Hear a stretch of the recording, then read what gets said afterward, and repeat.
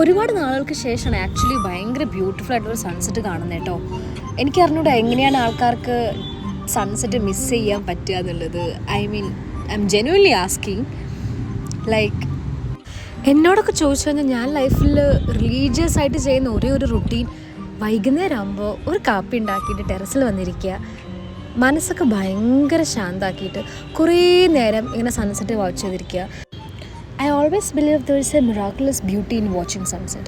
അപ്പോൾ ഇന്നൊരു Ferrero Rocher കയ്യിലെടുത്തിട്ടാണ് sunset കാണാൻ പോയത്. അത് കഴിച്ചിരുന്നപ്പോഴേക്കും പുള്ളി താഴോട്ട് പോയി. എനിക്കറിഞ്ഞൂടാ, വീടും വീട്ടുകാരെയും മിസ് ചെയ്യുമ്പോൾ ഞാൻ എപ്പോഴും പോകുന്ന ഒരേ ഒരു സ്ഥലം അത് ടെറസാണ്.